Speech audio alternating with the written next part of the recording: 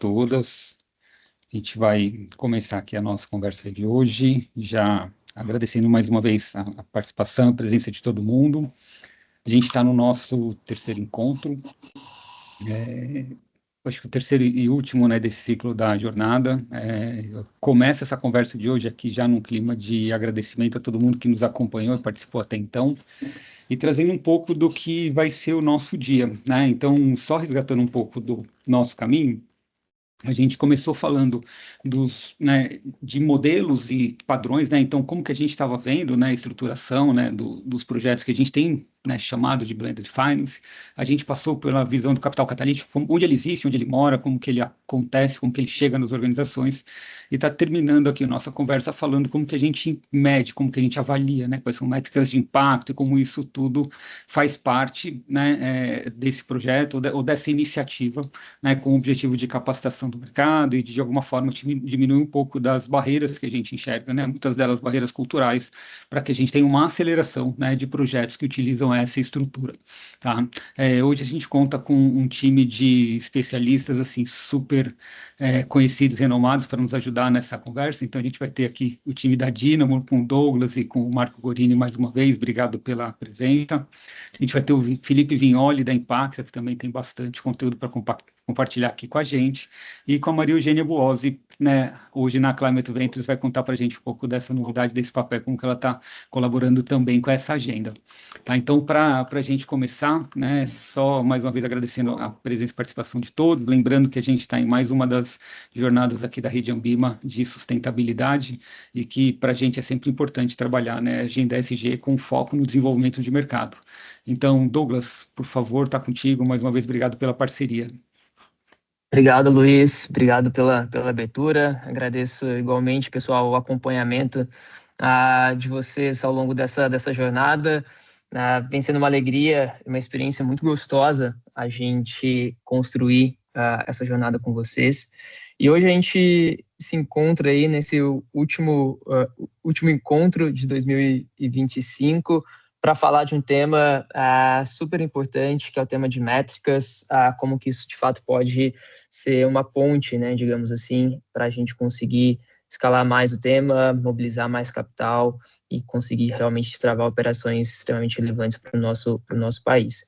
E aí, para começar, assim como fizemos no nosso exercício do módulo 2, pessoal, a gente queria convidar a todos e todas que estão participando aqui duas perguntas via enquete aqui no Pulse mesmo, para a gente começar a aquecer os motores e até mesmo dar o tom da conversa aí. Pode ser? Então, eu vou pedir o auxílio aqui da Rô para colocar a primeira pergunta aqui na tela para vocês, pessoal. Pode ser, já vou... Vamos lá. Cadê? Iniciar a votação. Vocês me avisam se está aparecendo aí. Espera aí.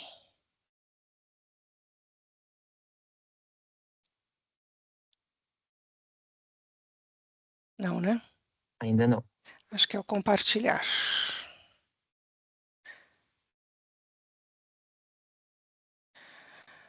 Lançamento. Boa, agora veio. Obrigado. Bom, pessoal, então a primeira pergunta que a gente gostaria aqui da colaboração de vocês é a seguinte, que está no chat.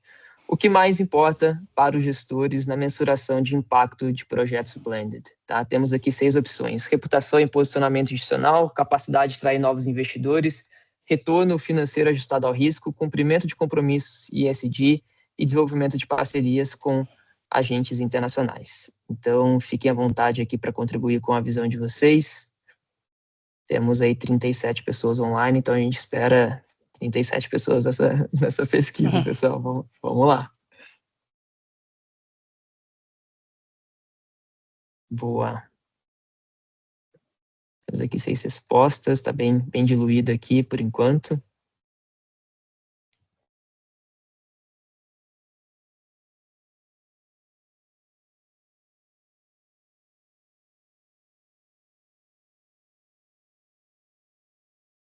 Legal, pessoal. 14 respostas. Temos aqui 3 em maior destaque, né? Cumprimento de compromisso ESG, retorno financeiro ajustado ao risco, como as duas primeiras, e logo na sequência aqui, capacidade de atrair novos investidores. Temos aqui alguns comentários também, métricas como indicadores FIB, felicidade interna bruta, são válidas na metrificação de impacto. Obrigado aqui. Cumprimento de compromissos. Legal. Boa. Enquanto, pessoal, a gente vai tendo mais respostas nessa primeira pergunta, já vou convidar aqui a Ru também a colocar a segunda pergunta na tela, tá, pessoal? A segunda pergunta é a seguinte: ao avaliar uma carteira de projetos blended, o que pesa mais na decisão de investimento? Vamos lá. Só esperar aparecer aqui. Boa. Obrigado, Rô. Então, vamos lá. Primeira opção para responder a pergunta da avaliação de uma carteira de projetos blended: mitigação de riscos financeiros, potencial de retorno econômico direto, escalabilidade e replicabilidade do modelo, clareza dos indicadores de impacto, grau de governança e transparência do projeto e, por último, alinhamento com políticas públicas ou agendas internacionais. Então, o que na opinião de vocês, ao avaliar uma carteira de projetos blended, o que pesa mais na decisão de investimento, pessoal? Vamos lá, batemos 40 pessoas online, esperamos o engajamento de todos e todas aí, vamos nessa.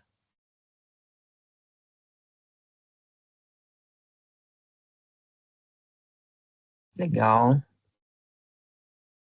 Clareza dos indicadores de impacto, se destacando aqui como primeiro. Depois, na sequência, mitigação de riscos financeiros. O que pesa mais, pessoal, na decisão de investimento, na opinião de vocês?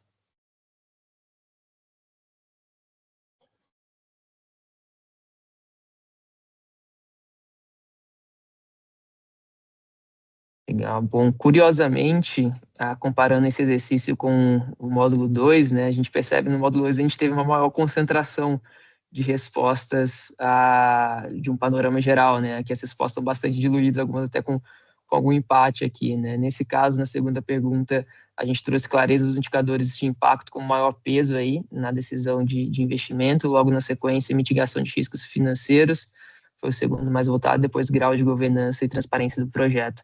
Acho que todos esses são elementos super importantes para a gente começar a ditar o tom aqui da conversa que teremos daqui para frente. E aí, então, para começar efetivamente, pessoal, com esse pano de fundo desse exercício, eu queria chamar para compartilhar um pouquinho da visão dele, enfim, da organização da Impacta, Felipe Vignoli, que é fundador da Impacta Finanças Sustentáveis, consultoria que atua na criação de mercados e na implementação de soluções financeiras sustentáveis. O Felipe coordenou a proposição da taxonomia sustentável brasileira em parceria com a GIS e o Ministério da Fazenda, pessoal. Também lidera uma força-tarefa no Nutri Investment Lab, apoiando empreendedores na captação de recursos. Foi consultor independente do BID e fundou startups de tecnologia. É mestre em finanças pela CUPEAG UFRJ, engenheiro mecatrônico pela UNB. Felipe, obrigado pela presença, pela parceria. O palco é todo seu. Obrigado, Douglas. Obrigado pelo convite, né? A gente estava muito recentemente próximo também, né, pessoalmente, Douglas, e foi muito bom ver algum desses rostos que estão aqui, né, e contribuir para a agenda Blended que a gente acompanha aí há pelo menos uns 8 anos e que eu venho aprendendo tanto com a Dynamo, né? Então é muito bom como a gente aprende muito com a Dynamo, tá agora numa posição que a gente pode aprender junto com do ecossistema. Então eu queria muito agradecer esse convite. Uma alegria também estar aqui novamente com o BIMA. A gente estava perto aí da jornada IFRS, num assunto muito parecido com esse, inclusive, só que com outra vertente, né, empresa de capital aberto, IFRS. Mas é bem interessante, eu vou falar um pouco disso, né? Na verdade, os temas estão muito relacionados, né? Só que são instrumentos financeiros diferentes, então a ótica é diferente. Inclusive, as mesmas perguntas que foram colocadas aqui no chat seriam bem diferentes se a gente estivesse olhando outros tipos de instrumentos financeiros. Mas bem, o Douglas ele fez uma breve introdução, né? Então acho que eu não preciso expandir muito, né? Mas eu só queria colocar da experiência que ele colocou, o que conecta com o assunto nosso aqui, né? Para eu tentar explicar por meio dessas experiências práticas um pouco da minha visão.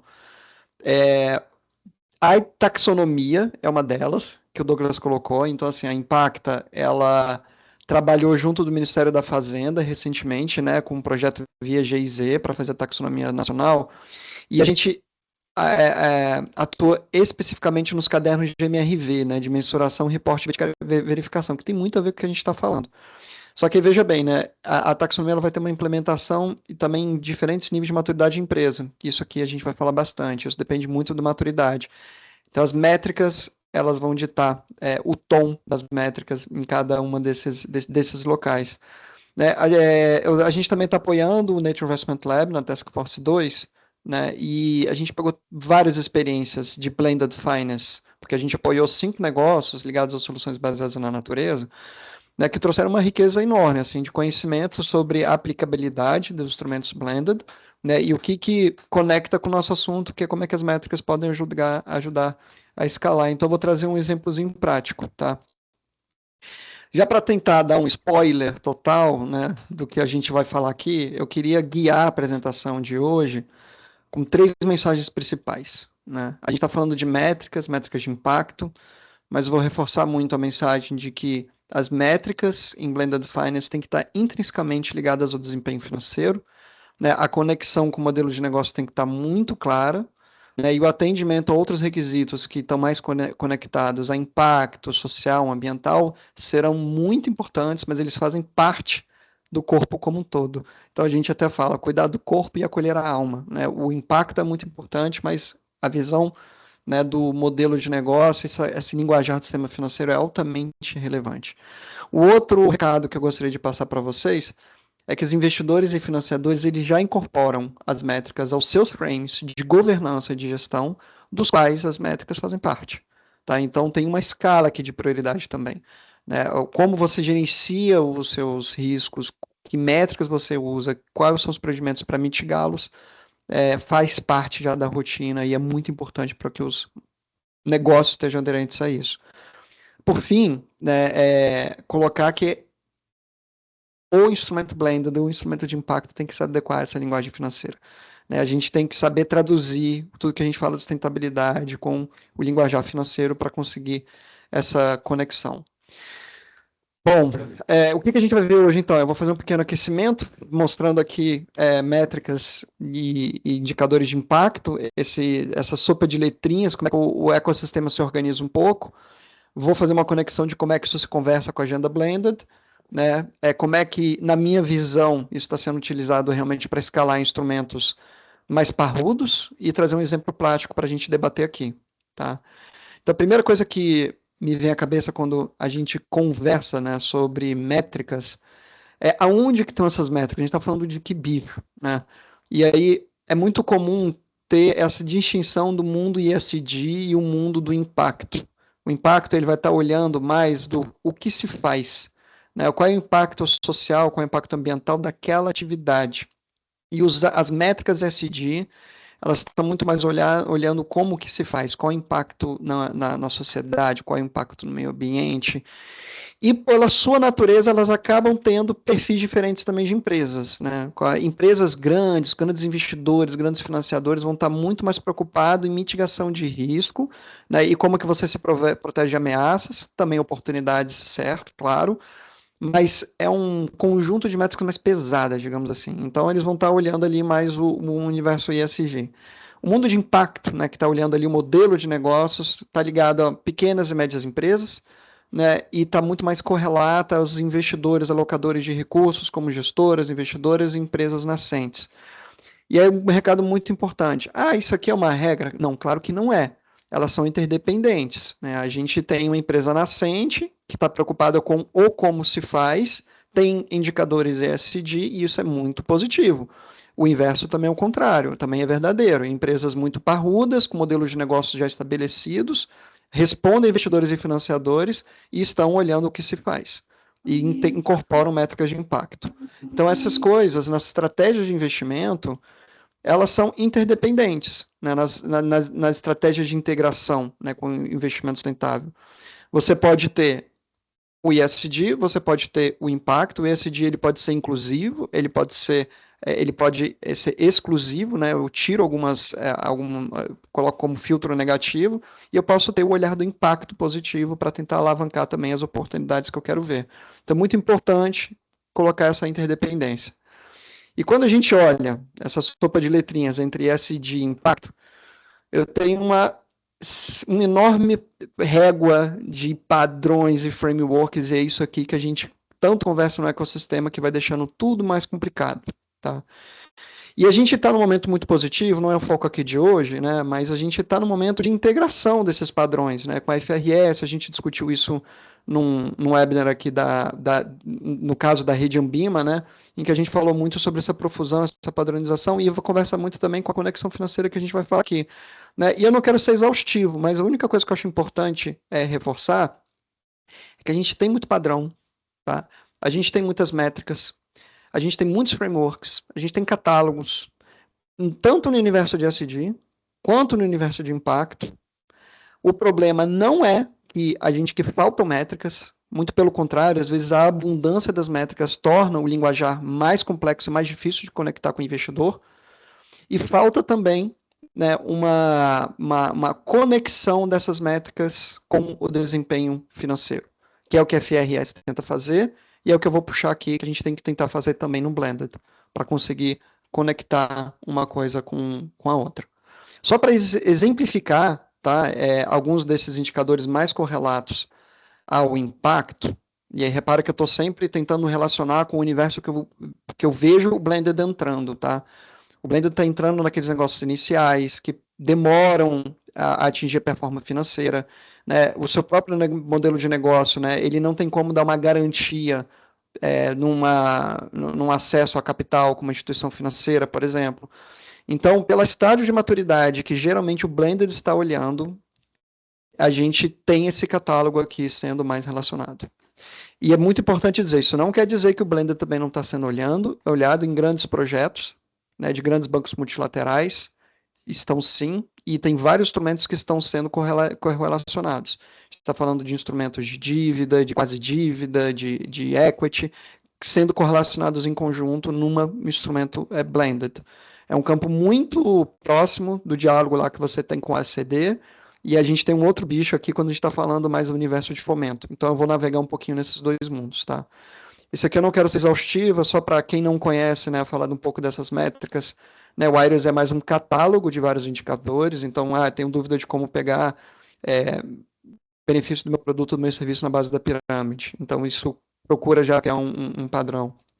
O Gears e o Sistema B procuram fazer um rating, isso é bom, porque torna as empresas mais comparáveis entre si. Né? O Impact Management Projects, ele é bom porque ele facilita a gestão. Ele tem várias dimensões, ele conversa com os catálogos, então ele já começa a unir uma coisa na outra. Né, a gente tem o modelo C, que é até o modelo né, feito aqui, e ele conversa, porque aqui que eu falo no ecossistema brasileiro, né, e ele conversa muito com os modelos de negócio, então isso facilita, né, a fazer essa conexão com o que a gente estava falando do desempenho financeiro. Tá? Mas aí aqui eu entro num ponto que eu acho que é fundamental a gente parar e pensar. Né? Quando a gente está falando de uma régua de maturidade, que eu estou vendo aqui no eixo X, tá, gente? Né, das empresas, eu tenho uma enormidade de produtos possíveis a serem aplicados, né, no acesso a capital de uma empresa. E cada uma dessas caixinhas, seja em fomento, equity, dívida, eles estão sobre olhares de supervisão bem diferentes um do outro. E investidores com mandatos também bem diferentes um do outro. Então, quando eu estou falando, né, de atores que estão atuando aqui em fomento, por exemplo, eu vou pegar a filantropia, tá, aqui o primeiro, ele vai estar muito mais preocupado em olhar as oportunidades, o impacto positivo. Então, aquelas ferramentas que eu acabei de mostrar vão ser muito mais importantes, né, nos projetos ligados a esse tipo de projeto. Quando você olhar para fomento, aí você tem FINEP, você tem alguns recursos setoriais, igualmente, né, essas métricas também vão ser muito úteis, e aí vai conectar muito, por exemplo, quando você for submeter um edital, e mostrar que você tem governança e gestão sobre os indicadores, que você sabe qual é o impacto que você está provocando na sociedade, né, que você consegue conectar isso com o seu modelo financeiro, isso vai ser bastante relevante. Também é muito importante para alguns investidores de equity, tá? E aí eu tenho diversos tipos de instrumentos aqui dentro dessa régua do equity, e a partir do momento em que eu também subo na minha escala de maturidade, eu tenho diferentes níveis de requerimentos quanto às métricas também. Né? Imagina colocando extremidades das réguas. Quando a gente está falando de IPO, uma empresa listada, né, ela está submetida a um órgão supervisor da CVM. né, ele vai ter que colocar os regimes informacionais condizentes à Resolução 59. Né, ele vai estar aderente à IFRS, que é puxado, né, para um dos convergência dos padrões que a gente viu no slide anterior. Né? Então, ele tem outros requisitos, né, de informações sociais, ambientais e climáticas aqui nesse extremo, né, do equity, quando eu estou falando aqui do IPO.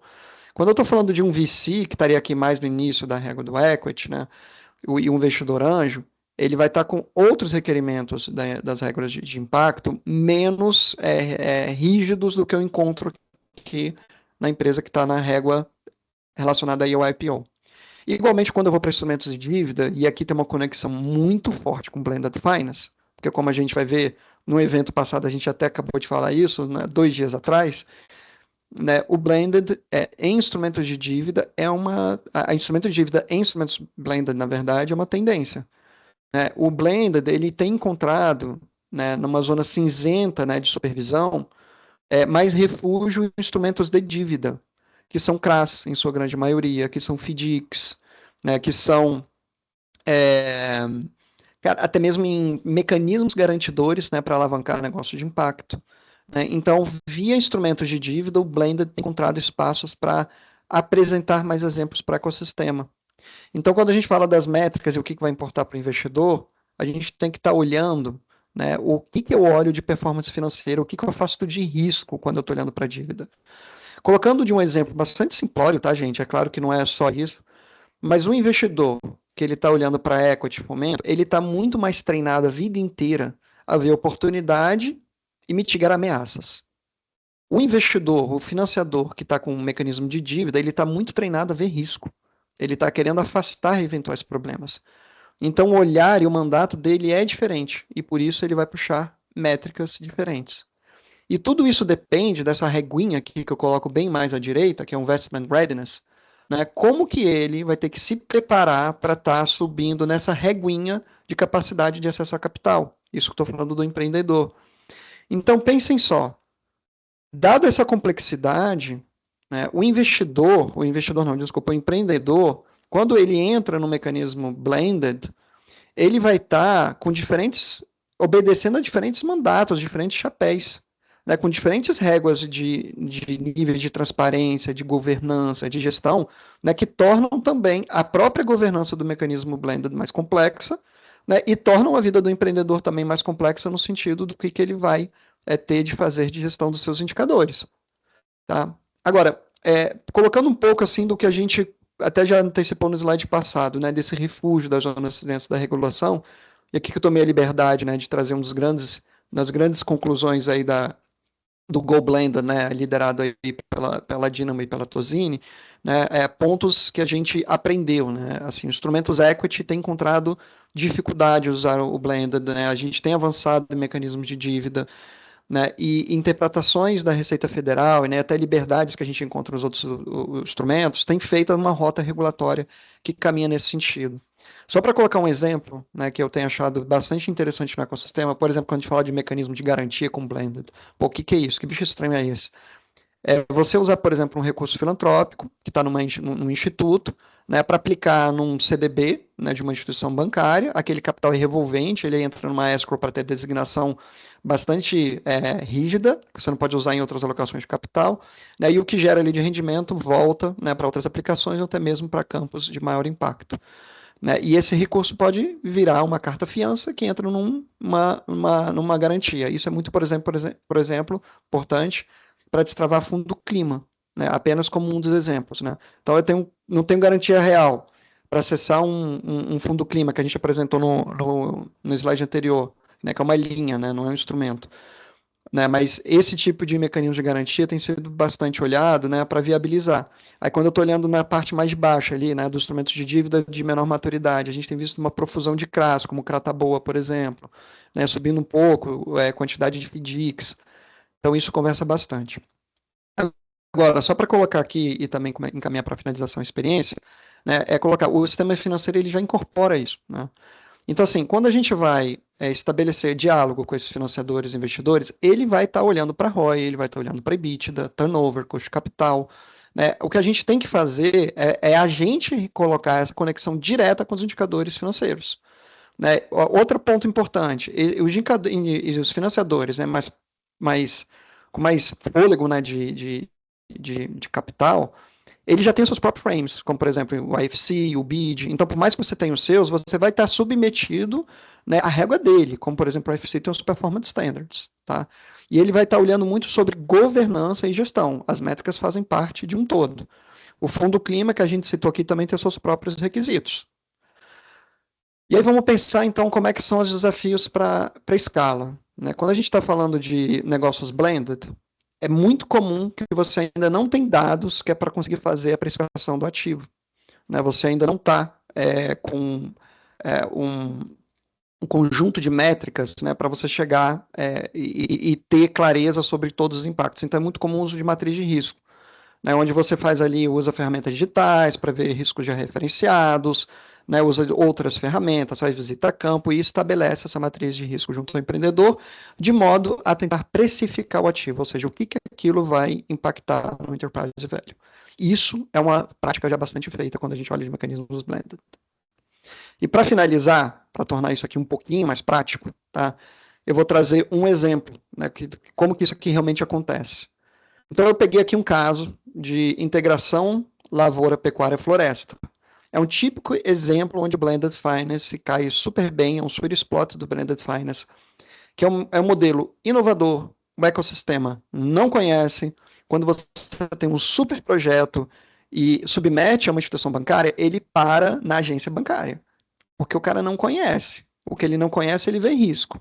Se ele tem outras prioridades, ele vai pegar outras prioridades, inclusive que estejam mais alinhadas às suas metas financeiras.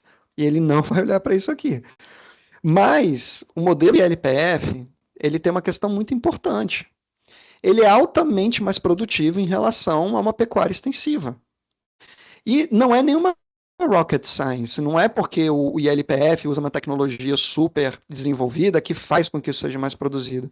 É porque, na verdade, a pecuária extensiva, ela é muito pouco produtiva. Ela é basicamente colocar o gado na terra, solta o bicho lá, consome o capim até onde der, e com o tempo o gado começa a engordar menos até que fica uma área degradada e improdutiva.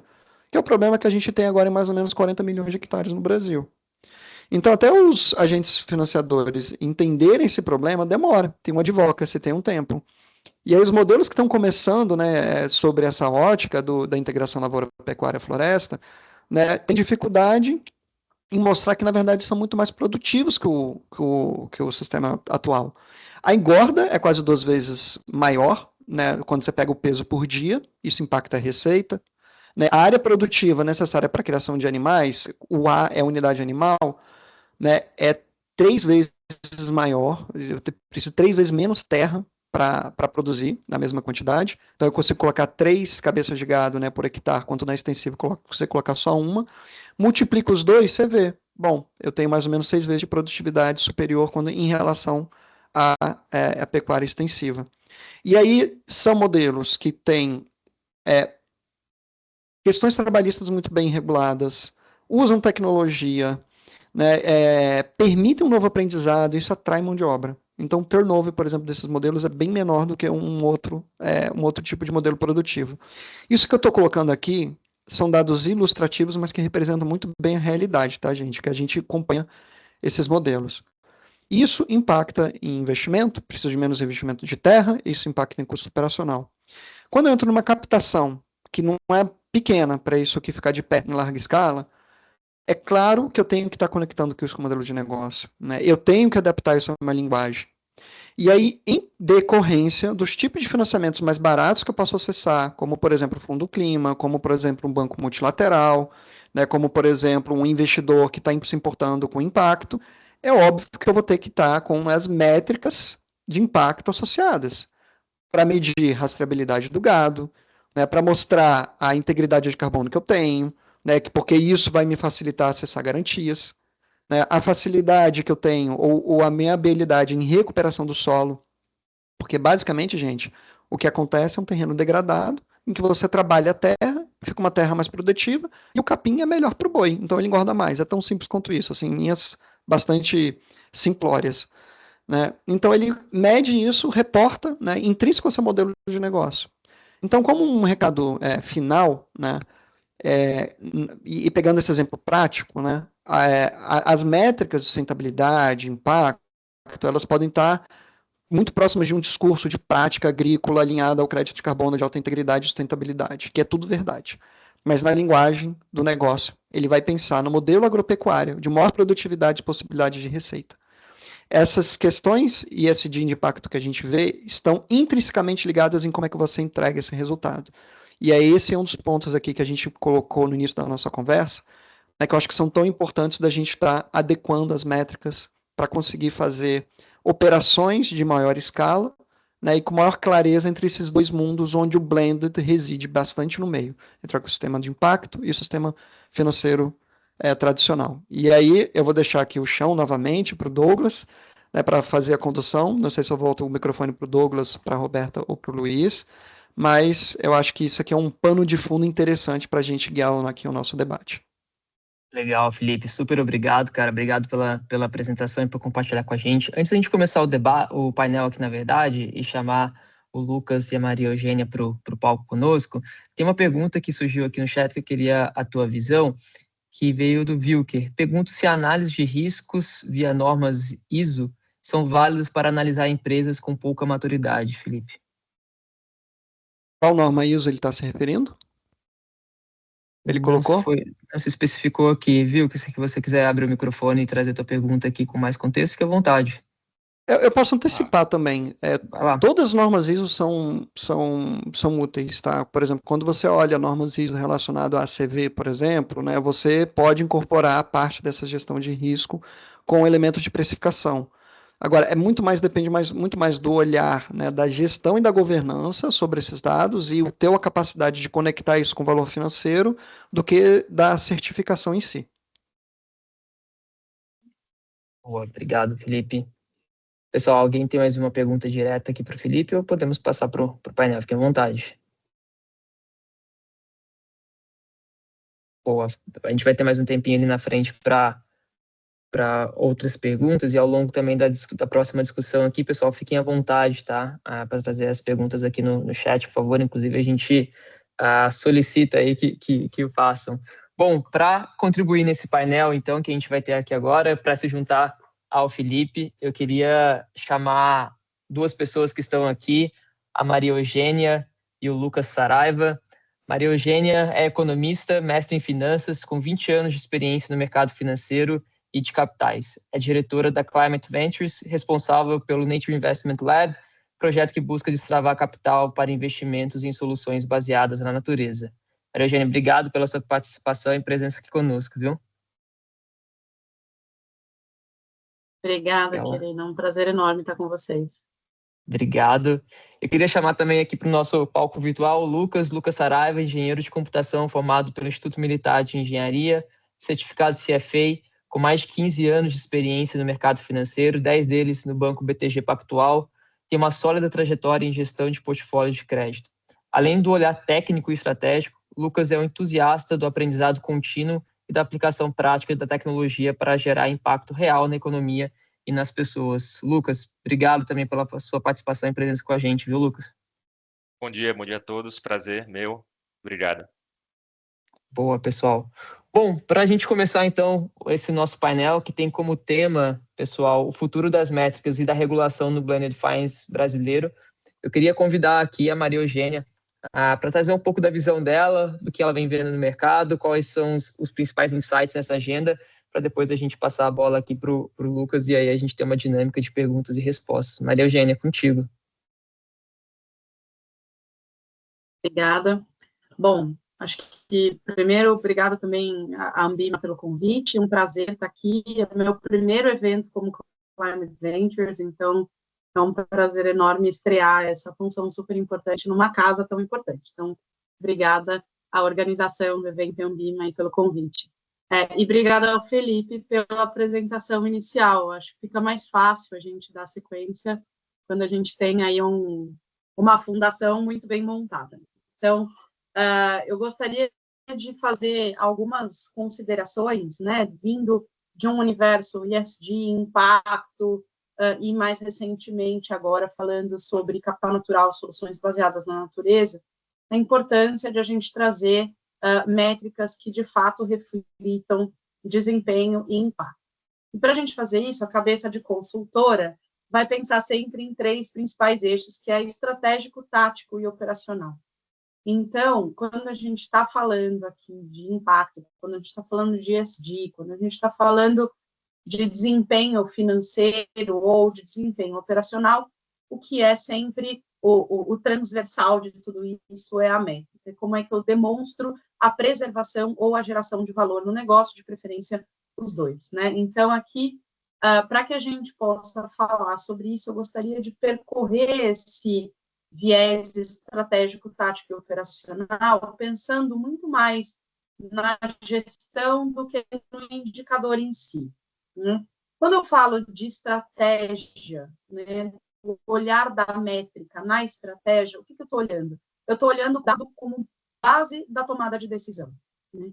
Como que eu tomo uma decisão de investimento? Como eu tomo uma decisão financeira? Como eu tomo uma decisão estratégica e operacional? Eu tomo essa decisão a partir de dados. Então, a métrica, ela precisa estar a serviço da tomada de decisão.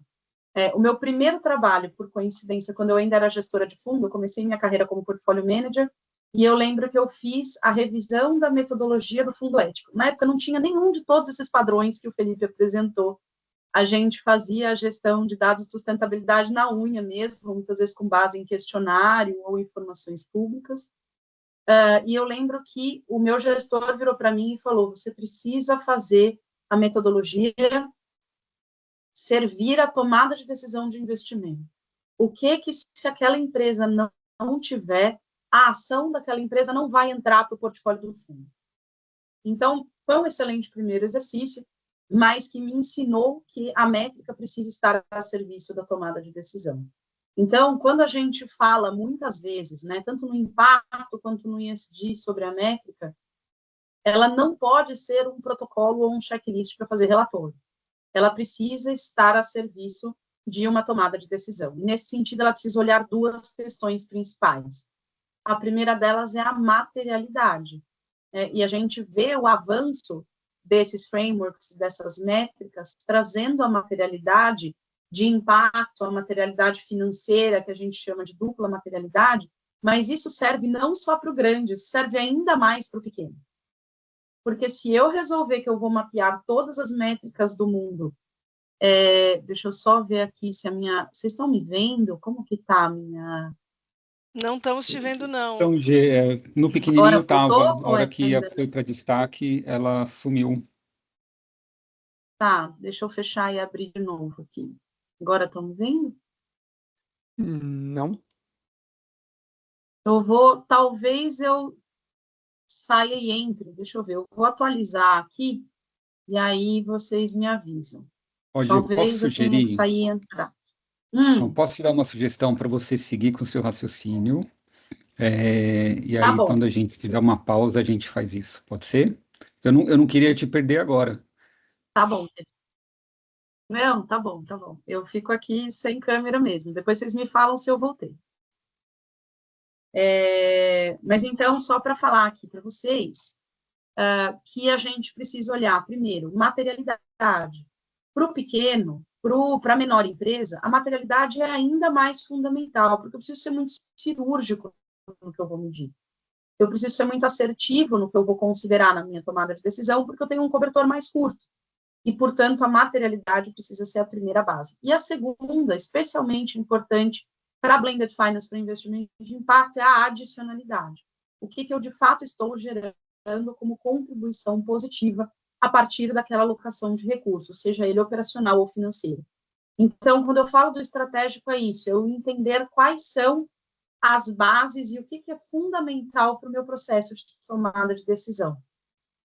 Para que eu possa tomar uma boa decisão, eu preciso ter um bom arcabouço, eu preciso ter um bom framework. E, para isso, eu preciso ter indicadores que se relacionem ao desempenho corporativo. Não basta eu simplesmente fazer o tal do checklist. Eu uso o GRI, eu uso o SASB, eu uso o IRIS Plus, o IFRS agora também trazendo um racional para elaboração. Isso é muito usado para o ESG, para o impacto. Eu vou ter métricas um pouco diferentes. Acho que o Felipe colocou muito bem o que versus o como, né? Mas, a hora que eu falo do tático, eu preciso relacionar esses indicadores ao desempenho. Não basta eu olhar quanto é o consumo de energia. Eu preciso entender quanto que isso impacta a margem do produto. Né? O Felipe colocou muito bem quando ele trouxe a integração lavoura, pecuária, floresta, né? Qual é o processo decisório? É uma agricultura mais produtiva, mais resiliente, mais rentável? Então, por que a métrica de sustentabilidade não pode também estar relacionada a este desempenho corporativo financeiro? Eu tenho 4 principais eixos em que esses indicadores vão pegar de alguma forma. Eu posso pegar a questão da gestão do risco, né, e do custo e o acesso a insumos, a minha operação. Eu posso pegar meu acesso a mercados, que vai impactar muito a minha receita. Posso pegar o meu capital, o acesso e o custo desse capital. E uma questão de resiliência, risco e compliance também, quando eu penso em aspectos regulatórios. Então, eu tenho operação, mercado, capital e regulação. Então, eu preciso, de alguma forma, vincular essas métricas a como eu estou preservando ou gerando valor em alguma dessas frentes. E, para isso, a gente tem, por exemplo, e o Nil tem trabalhado muito nisso, desenvolvido mapas de risco e de oportunidade. Se na estratégia as palavras são adicionalidade e materialidade, as palavras no tático são risco e oportunidade. Então, eu preciso entender essas métricas à luz do meu planejamento de risco, das minhas oportunidades de negócio, da minha resiliência, da minha competitividade. E, por fim, eu preciso do operacional. E no operacional é onde tem vivido muitos dos problemas. Porque aqui eu preciso de gestão desses dados, né? Para que eu reporte boas métricas, para que eu tome decisões. Quando eu falo de reporte, não é necessariamente um grande relatório de sustentabilidade, mas ela pode ser um reporte para uma diretoria, para um conselho. Quando eu reporto sobre métricas de sustentabilidade, é fundamental que essas métricas sejam comparáveis e confiáveis. Comparáveis no sentido de eu ter um conjunto de métricas que eu vou acompanhar a evolução no tempo. Então, se eu vou olhar um relatório, se eu vou olhar que seja um e-mail com métricas, eu preciso saber como que isso evolui no desempenho corporativo a serviço da tomada de decisão. E eu preciso que elas sejam confiáveis. A maior parte das empresas grandes, todas as empresas grandes têm, né, dados financeiros, mas mesmo muitas empresas pequenas usam a tecnologia para a gestão do dado financeiro. Mas quando eu vou para o dado de sustentabilidade, eu brinco que é o SAP, no máximo, né, que é o Sistema Avançado Planilha. Então, eu não tenho confiabilidade para que eu possa usar esse dado para um processo de tomada de decisão. Então, a gente vai precisar cada vez mais de gestão dessas informações e cuidado que a gente cuida do dado financeiro. Para quê? Para que essa operação, para que a governança desse dado não fique lá no estagiáriozinho de sustentabilidade, ou para que não fique lá numa ponta perdida, que qualquer um mexe naquela planilha, que não tem nenhuma segurança, ela só é feita para cumprir uma tabela. Então, eu preciso dar mais governança e robustez e confiabilidade para essa gestão de métricas, para que elas possam se conectar ao ambiente corporativo, financeiro, para que elas possam servir à tomada de decisão. Então, eu fui do estratégico para o operacional, voltei do operacional para o estratégico, mas é fundamental que a gente entenda isso como uma base da gestão de risco e como uma base da gestão de corporativo e tomada de decisão financeira. Eu fiquei dentro dos meus 10 minutos aqui, que eu queria também não passar muito tempo, para poder dar fôlego para a gente falar no debate, que eu acho que é o mais legal. Então, enfim, acho que hoje, na Climate, eu tenho tido a oportunidade de viver isso à luz, né, da gestão de riscos. Quando a gente fala de soluções baseadas na natureza, essa é uma porta de entrada, mas lembrar que o risco socioambiental, o risco territorial, o risco climático, ele é uma componente de todas as demais modalidades de risco. Ela vai se traduzir num risco operacional, num risco de continuidade de negócio, num risco de mercado, e, portanto, quando a gente faz essa tradução intérprete, é a hora que a gente, de fato, consegue tomar melhores decisões com base em éticas de fato. Então, obrigada, e eu fico à disposição aí para perguntas, e obrigada pelo debate. Legal, Maria Eugênia, super obrigado. Obrigado pelas colocações, pelos insights. Fique à vontade para agora fazer a transição para tentar retornar e eu a agora tua vou câmera. tentar voltar para ver se a minha aparece. Combinado. Enquanto isso, já vou chamar aqui o Lucas. Obrigado mais uma vez, Lucas, pela tua presença e participação aqui com a gente, tá? Queria te convidar aqui para compartilhar um pouquinho conosco sobre a tua visão, a visão do banco, acerca da nossa temática aqui hoje. Bem-vindo mais uma vez. Tá legal. Bom dia a todos. Eu que agradeço, Douglas. Agradeço a Ambima, Roberta, Luiz, Felipe, Maria Eugênia. Prazer estar aqui hoje, tá? Eu vou aproveitar a oportunidade para compartilhar um pouco da minha experiência, né? Eu não venho diretamente de uma área voltada para, vamos dizer, sustentabilidade originalmente, né? Uma área ESG. Eu vou falar um pouco aqui da minha experiência. Então, tem sido um conhecimento aqui interessante que eu tenho adquirido na medida em que a gente vai entrando e aprofundando no tema, né? O banco, né, fez 40 anos, né? O banco tem uma longa história, originalmente como um banco de investimento. Eu trabalho na área de crédito, fazendo gestão de portfólio de crédito, e desde 2015, né, a gente tem sido mais ativo nessa parte de sustentabilidade com uma área específica de ESG, né, que tem uma participação ampla aqui nas discussões de crédito, comitê de crédito, e isso vem mudando aqui um pouco a nossa rotina e agregando e sem dúvida nenhuma, contribuindo aqui com o negócio, né? Hoje a gente tem uma carteira de crédito aqui que passa de 250 bilhões, né? Eu foco numa parte disso, e tem uma sobreposição aqui natural com temas de sustentabilidade, na medida que eu olho a parte de papel e celulose, parte florestal, entre outros setores, varejo, parte de proteínas, né? Parte de pecuária. E mais recentemente, o banco participou aí do leilão do Ecoinvest, o segundo leilão, que é voltado para a recuperação de terras degradadas, né? Então, a gente teve até a satisfação aí de ser o maior banco privado, vamos dizer, contemplado no leilão, com o desafio aí bom desafio, né? O desafio bom de recuperar mais de 160 mil hectares de terra, né? E a gente está aqui colocando a máquina para rodar com esse objetivo, né? Eu acho que esse tema da sustentabilidade é super importante. Quando a gente fala, por exemplo, do blended finance, né, que tem ali a questão do recurso catalítico, né, normalmente você utiliza ali esse recurso catalítico para poder incentivar ou para pegar um projeto, vamos dizer, que seria um risco muito elevado, que teria pouco apetite de investidores, e você, de alguma forma, mitiga esse risco, ou você dá vamos dizer, uma previsibilidade previsibilidade também, talvez não seja a palavra, mas você reduz o risco ali, ou a volatilidade do retorno, ou projetos que simplesmente não seriam interessantes se não houvesse ali um capital catalítico, eles passam a ser interessantes. Aqui, obviamente, a gente está olhando não só o retorno financeiro, mas aí também incluindo o retorno social e ambiental, né? Eu acho que nesse ponto as métricas são muito relevantes. Eu tenho um background mais financeiro, a gente sempre acompanha métricas financeiras aqui, dívida líquida, EBITDA, índice de alavancagem, índice de liquidez corrente, né?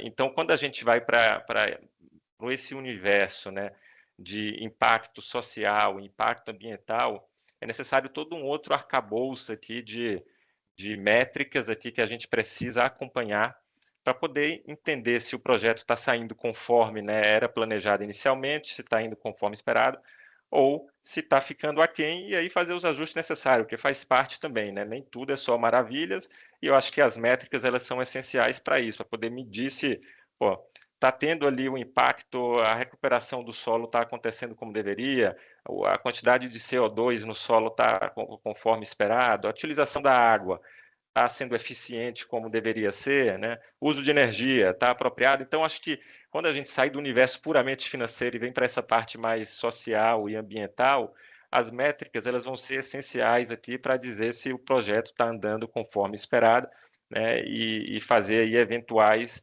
ajustes de rota que são necessários, e faz parte, né? Isso, todo projeto aqui faz parte disso, a gente ir ajustando conforme necessário. uma experiência legal. Eu posso dizer assim que a primeira vez que eu tive uma maior profundidade nisso, embora o nosso comitê aqui sempre tenha participação de ESG, mas colocando em prática isso, foi uma operação no ano passado que a gente fez aqui, uma operação até relevante, operação de 600 milhões de dólares, um sindicato, né, para uma empresa aí do setor de celulose, florestal também. E a gente, pela primeira vez aqui, eu falando aqui particularmente aqui da minha experiência, né, a gente tinha ali métricas dentro do contrato de financiamento de uso eficiente de água e de energia. Isso se traduzia para a companhia em um benefício de taxa ou uma penalidade. Então, você começa a alinhar incentivos aqui para a empresa, para ela poder se aderir aqui a condições de uso mais eficiente, condições aqui que vão trazer benefícios aí ambientais, tá? Então, essa foi uma experiência bem legal. E agora, com o EcoInvest, esse negócio vai se aprofundar muito mais, né? Eu brinco aqui internamente até que quando eu vi o edital do segundo leilão, eu falei, cara, esse dinheiro aqui, 1% ao ano, esse capital catalítico, tem que colocar. Deixa eu dar uma olhada. E a primeira vez que eu li o edital, eu falei, cara, isso é impossível, porque vai ter que ter a terra regularizada, tem que estar georreferenciada, não pode ter tido desmatamento ilegal desde 2006 ou 2007, desmatamento legal desde 2023. Eu falei, cara, você junta todas essas coisas aqui, não vai sobrar nada, né? Embora o edital lá, o programa, super bacana, fala que o Brasil tem mais de 80 milhões de hectares de terra degradada, né? Falei, cara, na prática, o que vai ser? Começa a botar todas essas condicionantes, vai ficar muito pouco. E aí eu comecei a aprofundar aqui, fazer reunião, puxei o time SD, a Rafa Dortas aqui, que é a nossa head de SD, para aprofundar e entender isso. Ela falou, não, a gente já acompanha esse tipo de exigências nas operações agro aqui do banco, a gente tem uma boa visão disso. São coisas que são factíveis, então a gente começou a entender aqui o programa, né, do EcoInvest e fomos criando o conforto necessário, e aí junto à área comercial, vamos falar com as companhias, vamos falar com as empresas, como é que eles estão olhando isso, e deu o conforto aí necessário para a gente participar desse leilão e ser o banco privado com maior volume alocado, né? Então a gente tem esse desafio aí de recuperar mais de 160 mil hectares de terra, mais de 4,9 bilhões de reais em investimentos que vão ser feitos para financiar e recuperar essas terras degradadas, e no final do dia aqui a gente vai ter uma terra que era improdutiva, que o nível de produtividade muito baixo, que era subutilizado, que era solo compactado ali, que era usado para pecuária, e vai passar efetivamente a produzir alimento, ou vai estar lá uma floresta que vai estar sendo utilizada para outros fins, para energia, enfim. Então, eu fiquei aqui, a gente está super animado com isso, já tem operações aí em vias de sair, mandatadas, e aí entrando um pouco na questão das métricas, né, quando a gente olha lá esse era um outro ponto também das exigências que eu achava que iria inviabilizar, mas que a gente criou o conforto aqui interno, você tem lá métricas de nível de degradação do solo, área total recuperada, isso até é um compromisso que o banco assume dentro do processo do leilão, né? Área total recuperada, nível de degradação nível de produtividade do solo, quantidade de CO2, uso eficiente de água dentro do projeto, né? Tem um caráter também de inclusão, né? Na medida em que determina que 15% da mão de obra ali envolvida no projeto deve ser feminina, né? Então, você tem uma inclusão ali social / trabalhista, e tudo isso a gente vai passar a acompanhar, e são relatórios e alguns relatórios aí que vão ser exigidos ao longo do processo, mas se no fim do dia esse negócio se paga, porque existe um capital catalítico, né, por trás disso que permite que isso aconteça, né? Então, acho que um dos temas que eu vi aqui até no site, a questão ali de parceiros, empresas com expertise nesses tópicos, nesses temas. Eu acho que à medida que isso evolui, né, essas empresas vão ter que evoluir. E eu estou sentindo um pouco isso na pele, né? A gente vê que, dados os relatórios que são exigidos, a gente precisa ter um auditor para fazer o acompanhamento financeiro, precisa ter uma empresa que vai lá em loco, que vai fazer o monitoramento. E aí, cara, você começa a falar aqui com empresa de auditoria, e não, mas esse tipo de auditoria eu não faço, aí fala com outro. A gente vê aqui que ainda tem um ecossistema para crescer, né? em torno disso. Mas a gente está super animado. De novo, acho que para o banco aqui é mais uma frente de crescimento e uma frente aqui com um viés aqui social e ambiental relevante que vai deixar um legado aí e contribuir para o programa. Sem querer me estender, acho que era isso aqui de forma resumida que eu queria fazer aqui na introdução, falar na introdução, e fico à disposição aqui para o bate-papo. De novo aqui, então estou aprendendo junto com vocês, acho que o tema aqui é super bacana, super importante e é super relevante aqui para esse tipo de projeto, né? A gente precisa de fato aí ter esse tipo de acompanhamento, medições e métricas, que é o que vai ditar no final do dia se está sendo alcançado o objetivo ali determinado ou não, né? Lucas, super obrigado, cara. Muito bacana saber dessas operações, os exemplos reais que estão acontecendo aí no BTG. E antes do Felipe fazer uma fala aqui para tentar amarrar os insights e as provocações aí que a Maria Eugênia e o Lucas trouxeram, recebi um toque aqui no meu ponto da produção para que a gente vai ter uma convidada especial aqui para contribuir também nesse painel, que também teve uma contribuição super importante no nosso primeiro encontro. Queria chamar aqui para a conversa também a Denise Rios, líder da rede Ambima de sustentabilidade. E, Denise, queria já te chamar aqui para o palco, né, para a nossa conversa. Primeiro, agradecendo novamente a sua participação e presença aqui conosco mais uma vez. E queria te convidar a contar para a gente, por favor, como você, né, que tem apoiado a Ambima nessa agenda de interlocução com o mercado, como que você enxerga os próximos passos dessa agenda e, sobretudo, como as métricas têm se tornado cada vez mais relevantes nessa nossa conversa aqui, né? Tem uma questão de um diálogo, são um custo ou são um caminho para ampliação de resultados? Então, deixo essa provocação aqui e, mais uma vez, obrigado pela sua participação e presença, Denise. Super obrigada, né? Eu sempre gosto de parabenizar e celebrar. Estou numa fase da gente marcar pontos de avanço para a gente se lembrar deles. Eu acho que só a jornada que a gente fez, né, e está discutindo numa manhã, às vésperas de COP, mas numa manhã normal, né, o blended, né, como um mecanismo de transição dessa adaptação, né, da economia e, portanto, do mercado, do setor financeiro, como um vetor dessa transformação, já é, assim, parabéns para todo mundo. E é interessante, né, talvez em algum momento essa cena aqui no vídeo hoje, né, com o Felipe, com você, Douglas, né, com o time da Ambima, com a Maria Eugênia, com o Lucas, fosse alguma coisa bem improvável de acontecer, né? Ela poderia ser uma reunião numa sala, né, no BTG ou em qualquer um dos bancos que a gente tivesse aqui, tá? Então, acho que isso é talvez uma coisa para a gente pensar um pouco no nosso, talvez, paradigma ou atualmente falso paradigma, tá? Eu acho que as métricas, primeiro, elas são fundamentais, não dá para discutir como é que a gente vai avaliar, tá bem, tá mal, se você não tiver uma referência. E eu acho que é isso que o Blended fez. Ele juntou dois organismos, né? Ele é quase uma linha que conecta os dois organismos.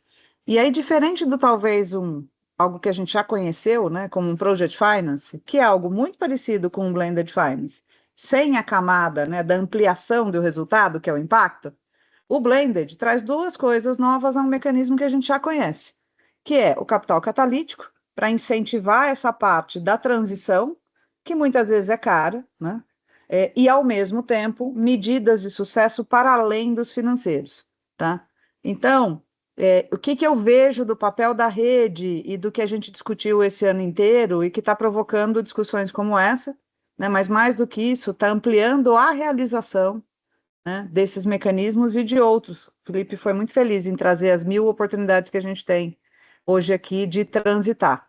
E como muitos desses projetos, independente da gente falar na famosa língua ESG, já seriam só, do ponto de vista econômico, mais viáveis, pensando nos desafios que eles têm, por exemplo, naquele local.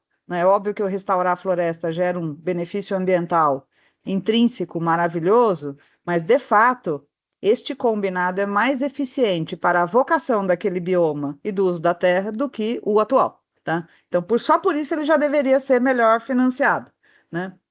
Então, eu queria fechar, acho que fazendo um convite para nós aqui, tá? Eu tenho certeza que em função de FRS e, né, dessa grande gama de padrões e dessa integração do impacto dentro da avaliação econômico-financeira. Por quê? Porque ele é material e agora ele custa.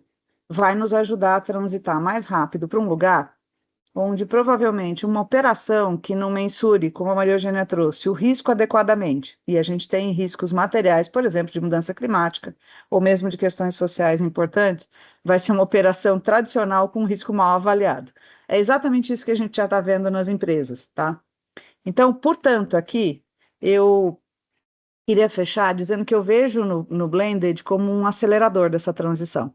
E aí, no começo, Douglas, você na primeira pergunta, segunda pergunta, trouxe por que a gente acha mais importante? Ficou ali entre os indicadores e métricas e a capacidade de demonstrar qual o benefício, inclusive financeiro. Eu vou insistir nessa fase, tá? Inclusive financeiro, porque as duas coisas não são mais opcionais. Impacto não é opcional e o capital, de alguma forma, não transitar, ainda mais o incentivado, muito menos. Tá? A gente tem que alocar recursos no sentido, né, de alinhar esses incentivos e desenhar essa economia. Tá? Então, para fechar, acho que o Blended, uma grande contribuição da Ambima foi gerar essa discussão, e eu acho que a nossa ambição é, de alguma forma, né, criar padrões ou talvez classificações para que isso seja mais barato. O Felipe trouxe um pouco disso, né, e da necessidade de custo. O Lucas também trouxe, fala muitas vezes, por eu não ter ainda um ecossistema bem desenhado, ao fazer todas essas salvaguardas e garantias, a operação começa a encarecer e muita gente começa a afastar e fala, puxa, mas será que isso aqui vai dar conta? Ao mesmo tempo, também não consigo fazer sem um mínimo, né, de uma independência na avaliação que não seja a minha própria. Então, a gente está montando o sistema de como a gente começou. Eu fiz já 2 blended na vida, o primeiro, quase assim, acho que uma das mechas do cabelo branco deve ter o sobrenome dele.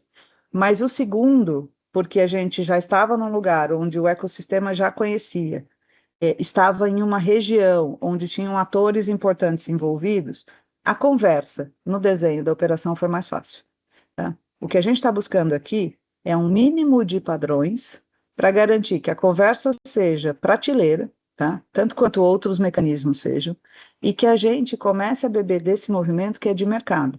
Porque para mim não faz nenhum sentido ter uma grande empresa falando de FRS, mensurando a sua vocação natural, o seu impacto, que não é opcional, e a gente não ter mecanismos que viabilizem ou acelerem as soluções, tá? Ainda que a gente precise de um capital catalítico para funcionar como um fundo garantidor de crédito, ou, na verdade, um balizador desse risco, né? Alguém que tope correr esse risco com um grant, justamente para permitir que o fluxo se alinhe e flua para lá. Tá? E eu tenho certeza que a gente demorou bastante para chegar até aqui, mas a gente está bem no ponto de inflexão, onde isso deve se tornar um produto prateleiro, e deve por quê? Eu acho que é papel dos bancos, do sistema, né, do sistema como um todo, incorporar isso como um produto disponível para ser feito, tá? E aprender com os mecanismos que já foram feitos, quais são os produtáveis, no sentido de, aquele exemplo do Felipe, poderia estar perfeitamente numa prateleira de um banco que estivesse atendendo, por exemplo, a região amazônica, ou a região ali do Arco do Desmatamento, no Mato Grosso, onde tem uma característica nata para o ILPF, tá? Bem como a gente deveria estar olhando para os potenciais parceiros, clientes ou hubs que estão, né, naturalmente agregados em torno de um desafio e começar a propor mais blendeds como solução para eles, inclusive porque a gente tem EcoInvest, inclusive porque a gente tem os novos fundos de financiamento de adaptação, e inclusive porque a gente tem também, assim como a Maria Eugênia trouxe no NBS, já um pool de soluções que provavelmente já tem maturidade para ser financiado, tá? Esse deve ser, para mim, o maior mecanismo de alinhamento de incentivos que o mercado financeiro e o mercado de capitais têm na mão hoje, tá? Inclusive para contribuir com essa agenda e também para garantir que o fluxo não vá para aquilo que é o mais, vamos chamar elegantemente, de tradicional, que eu carinhosamente muitas vezes chamo de pioria contínua, né? Vamos continuar financiando coisas que talvez já, né, precisassem evoluir, cuja uma melhoria marginal representa mais um ajuste no rumo ao desastre do que propriamente um ajuste no próprio rumo, tá? E isso é muito difícil de fazer individualmente, mas é muito melhor fazer coletivamente. Então, eu acho que a importância de uma rede, ou da gente estar fazendo isso aqui, é justamente a capacidade de combinar, que já existem, né, mecanismos suficientes, e como talvez o Lucas trouxesse, né, a surpresa dele, né, de falar, não, isso aqui não é ciência de foguete, a gente já faz. Também um desafio interno dos bancos a gente não separar a agenda de sustentabilidade da agenda tradicional de negócio. Até porque na vida real, nos balanços e na economia, a gente não pode, né, negociar a mudança climática ou tratar o valor do risco aplicado aos negócios tradicionais dissociado disso. Seria uma má assunção de risco. Então, acelerar a integração, usar essas métricas, mapear oportunidades que a gente tem, ter uma equação de produto ou de conhecimento, né, desse mecanismo do blended, ou ambos, na verdade. Como Ambima, eu acho que é uma contribuição extremamente nobre para aquilo que eu imagino que em menos de 5 anos seja uma discussão normal de mercado, tanto quanto outras que a gente tem. E talvez em algum tempo, né, a gente esteja falando que, assim como os fundos mezanino, os fundos, né, as outras estruturas que a gente já tem conhecidas, sejam, na verdade, boas inspirações para essa também. Mas eu tenho certeza que em algum tempo, tá, a gente vai olhar para uma operação que não tem uma avaliação de impactos sociais e ambientais, principalmente, porque o ambiental está muito material, e vai achar que essa operação tem uma má avaliação de risco, ele tem uma avaliação de um risco parcial, portanto, a gente vai ter um problema de G, né? Não de E e nem de S, tá? Então, queria, primeiro, agradecer o convite, eu fico muito feliz de estar aqui, de estar vendo esse tempo, e mais ainda de estar com vocês, né, junto, desenhando essa realidade, e mais do que isso, né, fazendo ela acontecer. Então, essa é a minha contribuição. Eu acho que eu não avaliaria hoje uma operação na minha carteira ou no meu investimento, desconsiderando onde ela nasceu, qual o impacto que ela tem, qual o desafio que ela resolve e quanto ela é contemporânea ou não, tá? E eu acho que é isso que a gente está discutindo aqui. Super obrigada, gente. A gente agradece, Denise, sempre bom te ouvir. Obrigado pela gentileza de topar o convite. Eu queria aqui agora chamar o Felipe novamente para coletar as reações dele das falas dos painelistas e também trazer qualquer outra nova contribuição. E logo na sequência, pessoal, junto com a Denise, o Felipe, Lucas e a Maria Eugênia, a gente vai abrir aqui um espaço para perguntas, tá? Então fiquem à vontade aí para desmutar os microfones ou também trazer as perguntas aqui no chat para a gente ir acompanhando. Felipe? Obrigado, Douglas. Pessoas muito ilustres falando, é fácil conectar os pontos aqui. O que eu coloco uma grande conexão aqui de todos desses pontos, né? A Maria Eugênia, ela falou muito da questão da materialidade, né? Que realmente está percorrendo todas esses discursos que a gente está falando. Nada do que a gente está falando faz sentido se não tiver uma materialidade de impacto, uma materialidade financeira, independente se está no frame, né, da FRS, ou você está numa matriz de risco. É um instrumento, né, que a gente tem para avançar. E aí, um ponto, né, que a Denise falou, que eu gostei muito, né, que quando eu estava falando da materialidade também, daquele rol de instrumentos, né, financeiros, eu estava falando dos diferentes mandatos. E para mim isso é uma questão muito central no Blended, né? Quando você tem no mesmo mecanismo um papel filantrópico, um papel de um ator de uma instituição financeira, como o Lucas falou, né? Eles estão fazendo esses mecanismos com chapéu blended. Você tem diferentes mandatos, né? Você tem diferentes interesses, você tem diferentes percepções de riscos, tem diferentes interesses com a oportunidade daquele negócio. E a frase que a Denise usou, que eu achei muito feliz, né, que ele acaba representando, né, como um upside disso tudo é um mecanismo de alinhamento de interesse, né? Eu gostei muito dessa frase que ela utilizou. Então, isso puxa, né, para o que a Maria Eugênia também estava colocando, entre o campo estratégico, o tático, o operacional, da relevância para a governança, né, que está no campo estratégico. Reparem que o Lucas comentou, né, está no nosso contrato de investimento, de financiamento, e aí foi para os requisitos, né, que estão amarrados às questões, né, vinculadas à energia, e a gente pode traduzir isso para o meio ambiente também. Né? Na governança, tendo esse elemento de interesse, tendo os comitês específicos, tendo as ferramentas, traduzindo isso no tático, como é que isso vai nos mecanismos, né, de controle, e como é que isso é traduzido no operacional com as métricas, e as métricas de qualidade, como a G muito bem colocou, né, eu acho que é isso que forma uma amarra muito bem feita que garante que o mecanismo blended seja cada vez mais utilizado.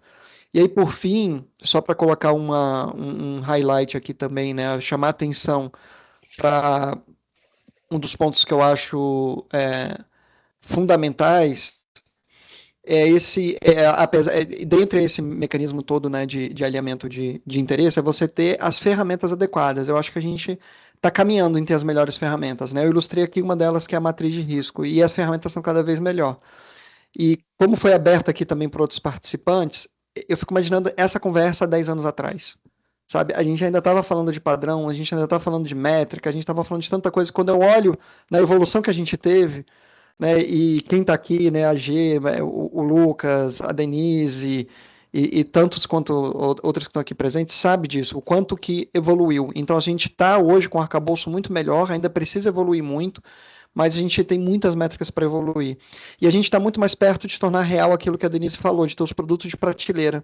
Né? Quando eu falei dos produtos CRA, por exemplo, você já tem diversas operações hoje usando CRA nos instrumentos blended, com garantias flexíveis, né? Onde você tem um aval dos produtores, né? Como um elemento de garantia. Onde você tem associações, né, cooperativas participando desses instrumentos. Isso é muito positivo, porque acaba o mistério, acabam as inseguranças jurídicas, é muito mais fácil decolar. Esse mecanismo de garantia mesmo que eu coloquei, né, um deles se tornou público, foi o da Belterra, né, ele serve de exemplo para vir tantos outros depois com o mesmo ímpeto. E eu, só como uma frase final, eu instigo a todos nós para avançar nesse diálogo, né, pensando que outros mercados de soluções baseadas na natureza, de energia, de clima, também podem ser beneficiados desses mecanismos blended que a gente está aqui discutindo, porque as amarrações, as operacionalizações já estão ficando standards, tem muitos a avançar, mas muitos campos já descobertos. Ótimo, Felipe. Obrigado pela conexão dos pontos, ficou super claro. Bom, pessoal, aberto aqui o nosso palco, então, para as perguntas de interação, tá certo? Eu vou começar aqui convidando o Wilker, caso ele se sinta confortável, em desmutar o microfone e falar um pouquinho da provocação que trouxe aqui no chat para os nossos painelistas comentarem, se possível, né? Você trouxe aqui, entendo que o Estado seria o principal avalista falando em Blended Finance. Indicadores públicos como IDH não deveriam ser considerados em projetos regionais. Você quer trazer um pouquinho do teu racional e a pergunta para o pessoal, por favor? Assim, o capital público, eu acho que é sempre buscando apoio, né, a projetos, principalmente OS6, né? Então, quando a gente está falando em indicadores para garantir amenizar o risco e garantir que o investimento foi produtivo, eu trago a discussão aqui se IDH, outros indicadores públicos, não deveriam ser considerados para a gente estar avaliando o investimento para determinado projeto, né? E trazendo à tona o que eu coloquei no início, o risco, o Estado como um avalista, né? Como é que a gente poderia evoluir? Como é que seria estruturado isso e se é válido considerar indicadores públicos quando a gente está fazendo essas análises para investimento? Obrigado, Wilker. Bom, quem do nosso time aqui gostaria de começar, pessoal? Vai lá, Denise, por favor. Só porque eu tenho talvez menos risco, Wilken, fiquei pensando em quando eu te ouvia, eu gosto muito da ideia da gente imaginar, tá, que o Estado poderia ser garantidor de alguns blendeds que operassem na solução, por exemplo, de planos de adaptação climática, tá? Então, imagine que a descrição que a gente viu aqui do Lucas, né, e do Felipe, combinassem, né, porque de fato combinam, com os desafios de adaptação, por exemplo, dos estados onde esses empreendimentos estão acontecendo, porque de fato eles são. Então, neste contexto, eventualmente, eles poderiam se somar às soluções, né, dos planos de adaptação e o Estado, de alguma forma, poderia garantir uma parte desse risco caso a gente tenha aqui um evento, né, fora da curva. E vou te trazer que a sua pergunta também é muito importante, a gente não falou aqui hoje, mas para, por exemplo, mecanismos de seguro, tá? Uma das principais coisas que a gente está discutindo recentemente nas seguradoras é o mútuo, que seria as seguradoras se organizarem para ter uma cobertura maior, né, ao risco que as populações estão vivendo, né, que os negócios estão vivendo, e cobrir, na verdade, eventuais efeitos do clima, né, ainda que mapeados, o que aumentaria a cobertura, seria melhor para a população, ao mesmo tempo que aumentaria a quantidade de negócios, mas limitando o risco, dizendo, olha, de 0 até X eventos, a gente cobre o risco. Acima disso, né, o Estado cobriria. Isso reduz o custo do Estado, por exemplo, né, num evento extremo como o Rio Grande do Sul, amplia a cobertura da população e, por outro lado, deixa menos vulnerável, mas, ao mesmo tempo, também dá uma possibilidade das seguradoras atuarem, tá, como um mecanismo, né, de ampliar seus negócios, reduzindo os impactos, por exemplo, de eventos extremos no grupo como um todo.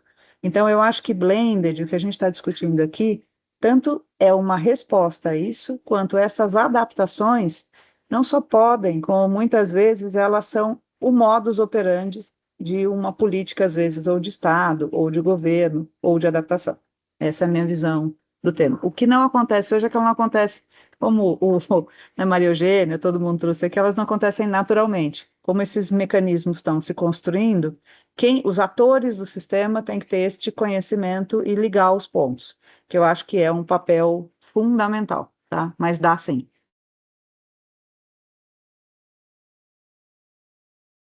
A Denise, acho que viu que quer falar novamente, viu que fica à vontade, por favor. Eu trouxe essa pauta porque hoje se fala muito em uma bancada ambientalista, né?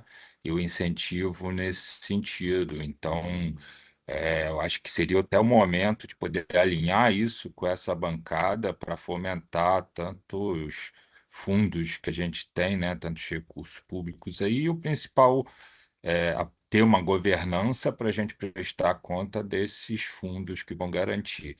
Obrigado, Denise. Obrigado, Wilker. Felipe?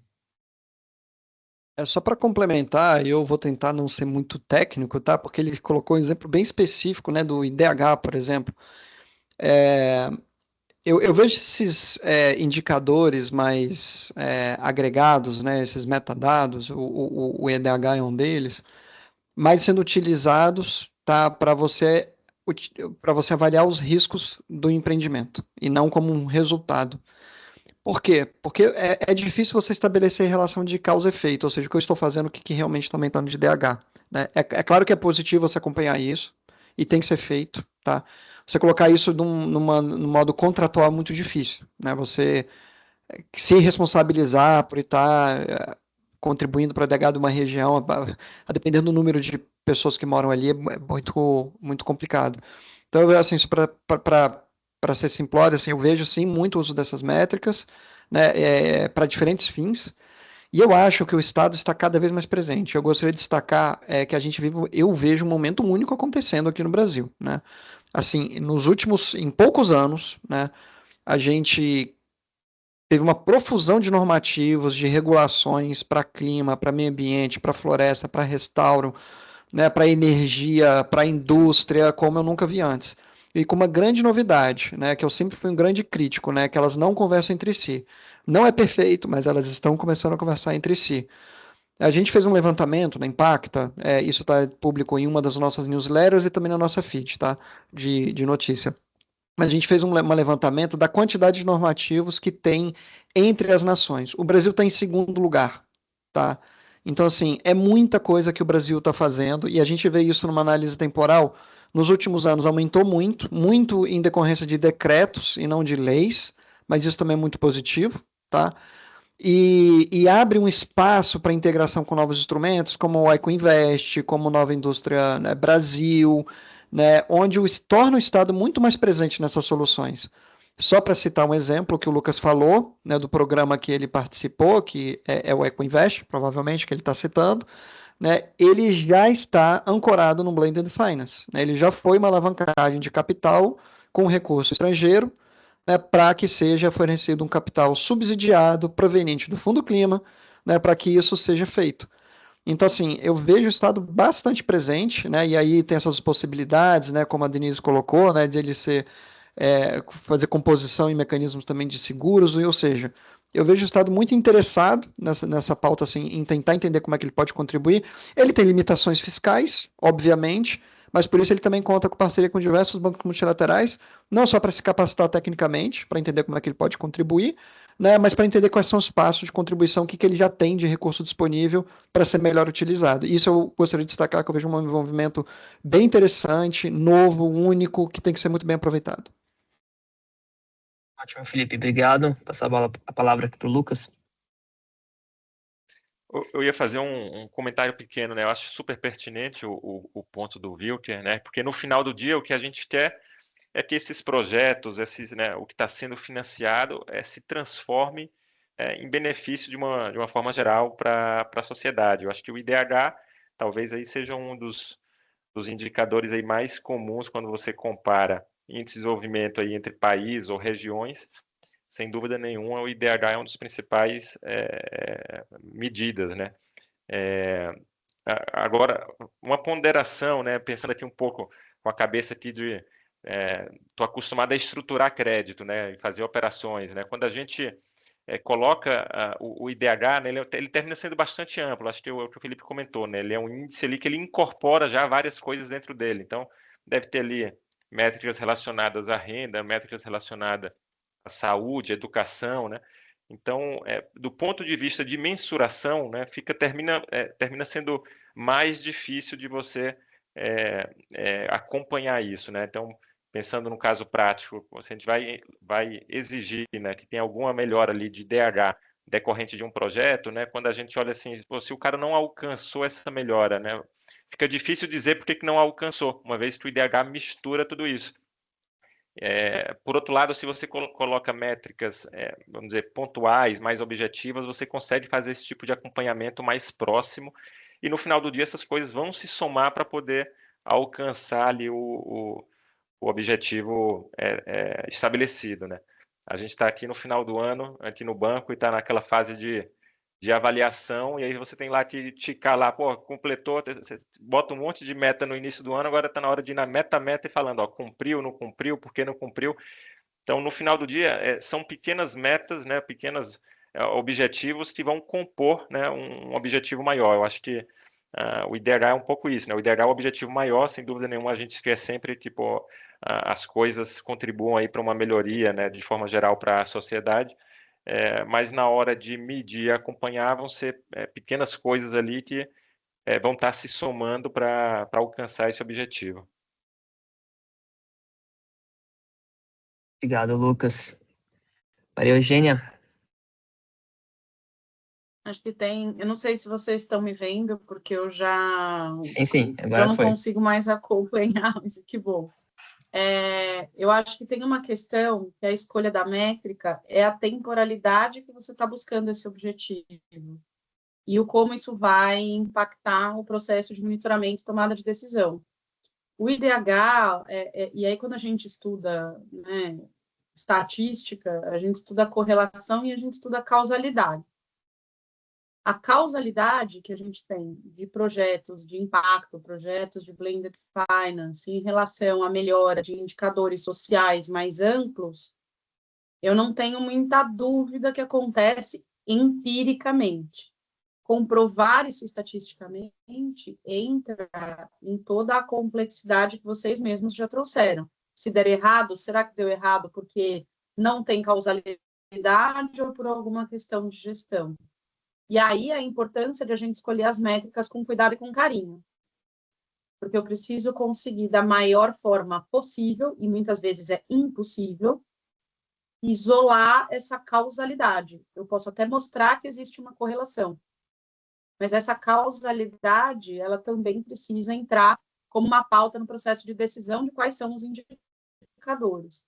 E aí, às vezes, eu não pegar o IDH, mas eu pegar dentro de uma comunidade atingida. Eu vi uma vez, por exemplo, um estudo de impacto de microcrédito. Então, eu não consegui mostrar que o projeto de microcrédito melhorou a vida de uma comunidade. Mas naquelas pessoas que foram impactadas por aquele crédito, eu consegui demonstrar um aumento de renda, um aumento de escolaridade dos filhos daquelas pessoas que foram atingidas pelo projeto, e eu consegui demonstrar quanto que cada R$1 emprestado gerou de aumento naquela população. Então, às vezes, a gente vai precisar entender qual é a melhor metodologia para isso. Se a gente for tentar fazer estudo com variável neutra, etc., talvez a gente tenha que criar metodologias estatísticas para demonstrar melhor. Criar não, elas, né, eu comparar a mesma amostra ao longo do tempo, como é o estudo de felicidade de Harvard, que tem quase 100 anos, mas eu vou precisar escolher a metodologia, o indicador, para que eu consiga isolar na maior medida possível esses fatores e melhorar a demonstração de correlação e causalidade para que eu possa ter essa visibilidade mais aguçada do impacto. Super obrigado, Maria Eugênia.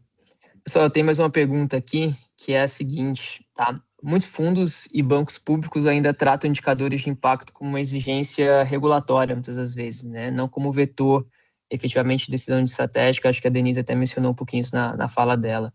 Na opinião de vocês, o que muda quando as métricas passam a integrar o mandato institucional de investimento e não apenas o compliance? Que tipo de transformação de governança isso exigiria, por exemplo?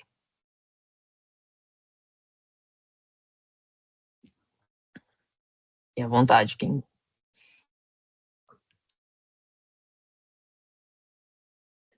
Eu Fala, vou Maria dar Eugênia. nessa frente.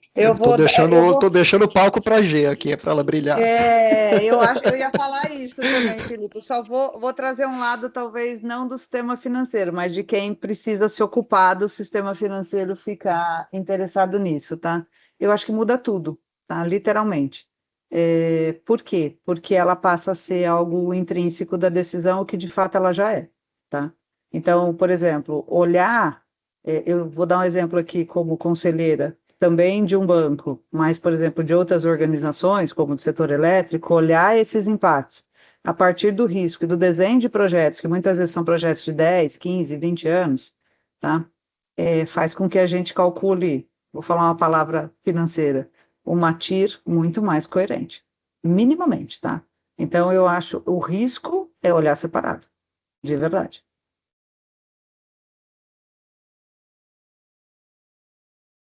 Eu acho que essa é a fala, e acho que a gente passa a incorporar de fato o custo, o retorno. Isso muda o cálculo do retorno ajustado a risco.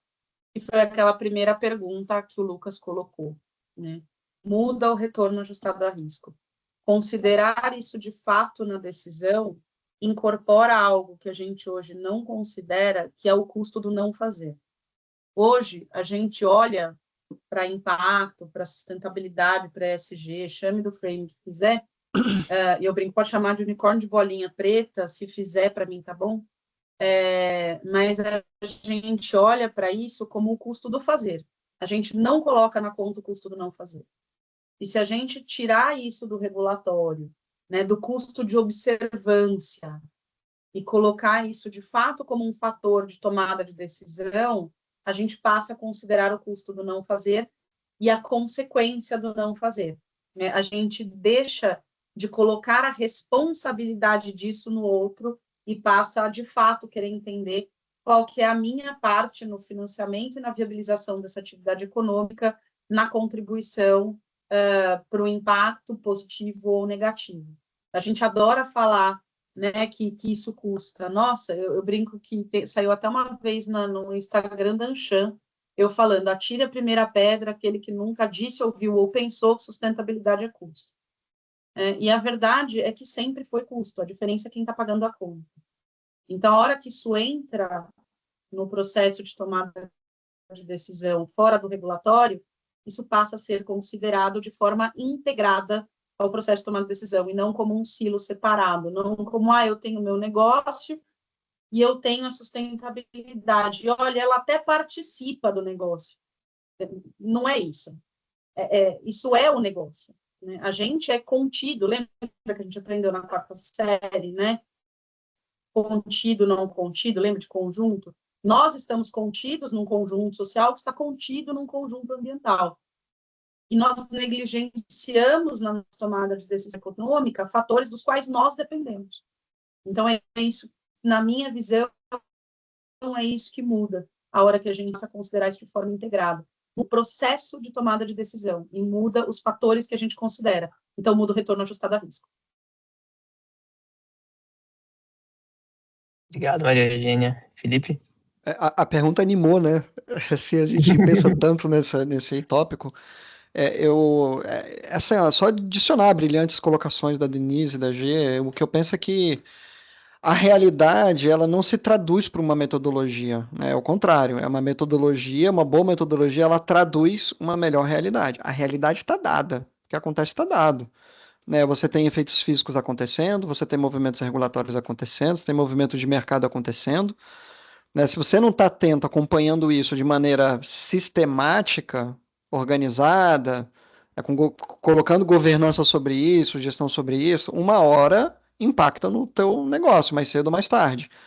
Grandes organizações, né, têm mais corpo para fazer isso, mas isso não depende de ser uma grande organização, depende muito mais de intencionalidade. Não é complexo e não é caro fazer isso.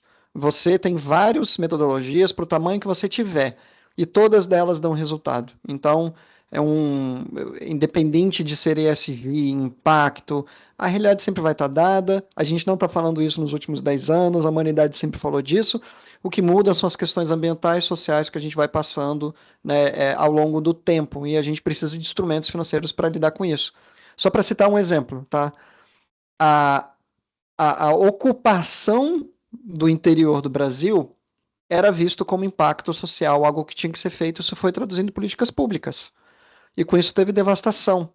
E hoje a gente tem 100 milhões de áreas degradadas e problema fundiário. São decorrentes de políticas passadas. O que aconteceu? Ocupou-se a terra, degenerou o solo, agora ele é improdutivo, agora a gente precisa de novas políticas públicas para tornar aquele solo produtivo e para não devastar mais, porque a gente aprendeu que é muito importante manter a floresta em pé por questões de regulação climática, por questões ambientais, por questões sociais, entre tantas outras.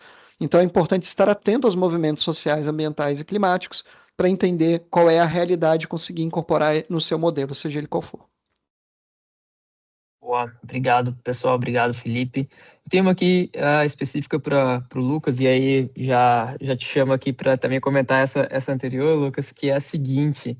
Aí também depois quem mais quiser comentar sobre esse ponto, tá, pessoal? Há quem diga que a qualidade das métricas, de fato, é um fator direto de mobilização de capital privado em específico, né? Ou seja, quanto mais clara a evidência de impacto e risco mitigado, de certa forma, maior a disposição de investidores comerciais. E aí, na perspectiva de vocês aí no banco, né, quais são as evidências que vocês têm visto dessa relação entre maturidade das métricas e capacidade de alavancar capital? Tá? Então, se puder, enfim, explorar essa pergunta e também comentar a anterior, fique à vontade, por favor. Tá legal. Eu vou passar brevemente pela anterior. Acho que, de toda forma, a Denise, G, Felipe fizeram uma ótima contribuição, mas trazendo um viés aqui do meu dia a dia, né? Eu acho que quando a gente olha, voltando uns 10 anos ali, né? Quando a gente olhava uma operação de crédito e os temas giravam muito ali quando a gente olhava ambiental, social, mais relativo à defesa da operação. Então, se tinha uma garantia, que a gente ia pegar, por exemplo, um terreno em garantia, e aí vinha um time SG, olha, esse terreno foi um posto de gasolina, ou foi uma indústria química ali, pode estar contaminado. Fala, opa, esse terreno pode, na verdade, não valer o que o cara fala que vale, né? Então, tinha essa preocupação de ver se estava conforme, se estava limpo, se não estava, mas muito mais pensando aqui no cenário aqui de recuperação do que efetivamente de direcionar a empresa ou o cliente para boas práticas, né? Então era um caso de negar, esse terreno aqui eu não vou pegar em garantia, está negado. Hoje a gente foi incorporando essas boas práticas, né? Então quando toda operação de crédito que a gente faz, a gente tem uma série de clausulados, por exemplo, ambientais, sociais, que a gente exige que a companhia tenha boas práticas ali sociais, ambientais, que ela tenha as licenças necessárias para atuar, que ela não tenha não esteja respondendo, por exemplo, por um processo de desmatamento ilegal. A gente vai ter que entender isso muito a fundo, ela vai ter que justificar. Então, existe toda uma série de exigências que a gente coloca e a gente acha que é saudável isso, e no final do dia mostra um pouco também aí do comprometimento do nosso cliente, né, da empresa com quem a gente está se relacionando, né, em ter essas boas práticas, né, que no final do dia a gente acredita que isso aqui, de certa forma, se traduz sim em melhores investimentos e melhores retornos, né? Então, as empresas que têm esse nível de preocupação, elas tendem sim a performar melhor, né, do que outras, além lá atrás, obviamente, de fugir daqueles riscos que a gente tinha preocupação, né? Acho que de forma resumida é isso, né? E vamos para a próxima, Douglas, desculpa, você perguntou, era sobre evidências da maturidade, né, da evolução. Exato, como é que vocês vêm percebendo aí no banco a maturidade, né, do avanço das métricas para a alavancagem de capital comercial, de certa forma, para as operações? Olha, eu tenho visto isso crescendo de forma muito rápida, né? Então, hoje a gente olha banco de fomentos, quando a gente fala aqui em recursos que são destinados para projetos, né, sociais, ambientais, pega um IFC, um BID, né? Todos eles têm nível de exigência elevado, né? Então, eles exigem que os recursos sejam destinados para projetos que atendam ali o propósito específico, que tenham um acompanhamento. Eu acho que está cada vez mais comum isso, né? O próprio EcoInvest é um pouco disso, né? Então ele coloca ali uma série de condições que devem ser cumpridas, e obviamente isso para o banco ter esse tipo de prática e colocar isso é interessante, porque você termina fazendo mais negócios, né? E são negócios bons no final do dia, né? São parceiros que têm recursos, são parceiros capitalizados, que estão em busca de projetos para financiar. Obviamente eles têm ali seus pontos que são relevantes, os pontos que eles estão buscando, e há uma confluência aqui de interesse para colocar tudo isso de pé, tá? Então, o que eu tenho visto é que, de fato, cada vez mais isso tem se tornado comum, e isso, de forma geral, agrega aqui para que os projetos obtenham sucesso, tá? Ótimo, Lucas. Obrigado, pessoal. Bom, pessoal, a gente chegou aqui no nosso horário programado originalmente para o painel, para a gente dar continuidade aqui à reta final da programação. Então, eu queria agradecer demais a generosidade, o tempo, os insights. Felipe, Denise, Maria Eugênia e Lucas, obrigado pela participação de vocês aqui com a gente. Foi um prazer ouvi-los, espero que a gente possa continuar conectados aí para próximas agendas, próximas conversas, tá bom? Obrigado pelo tempo de vocês. Eu agradeço, prazer. Foi um prazer, obrigado pelo convite. Imagina. Obrigada, Bom, gente, pessoal, prazer enorme. valeu. Obrigada. Valeu, gente. Pessoal, para a gente dar encerramento aqui, então, na nossa reta final do nosso último encontro da jornada, queria agradecer em nome da Dynamo essa oportunidade em parceria com a Ambima, em especial Luiz e Roberta, que foram grandes parceiros aí na construção desse conteúdo. A gente teve aí 3 semanas, 3 conteúdos muito legais, onde a gente contou com especialistas de mercado de diferentes frentes, com diferentes perspectivas, e a gente entende que essa é uma jornada que ela, eventualmente, ela já vem evoluindo, ela vem acelerando, e a gente está super interessados e entusiasmados em conseguir dar cada vez mais velocidade para essa agenda, né? A gente entende que esse processo de sensibilização, de construção, ele é um passo fundamental no que a gente chama da construção dessa comunidade de práticas, né? Justamente a nossa missão aqui, enquanto Jornada Go Blended, fazer isso. Então, mais uma vez, obrigado a todos os parceiros que nos acompanharam aqui, e devolvo a bola aqui para o Luiz, para fazer o fechamento em nome da Ambima, mais uma vez agradecer em nome da Dynamo, em nome do Marco, essa nossa parceria. Douglas, obrigado, e estou muito satisfeito. Acho que quando a gente começou, E repetindo um pouco do que a gente viu hoje, né? Quando todo mundo, né, falou, olha, se a gente conversar sobre isso 10 anos atrás, 5 anos atrás, a gente nem teria essa conversa.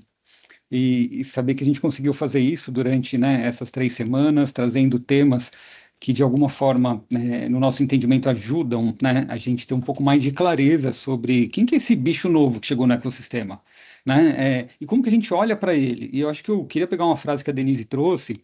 Gente, a gente está falando de um Project Finance que todo mundo já conhece com uma coisinha um pouco diferente. Então, não é tão novo assim, né? Eu acho que, se a gente olhar em perspectiva, talvez, né, a expectativa que a gente tem que a gente tem uma redução, né, desse desentendimento, dessa falta de proximidade com, né, tudo aquilo que está podendo ser financiado com essa nova estrutura que está sendo colocada.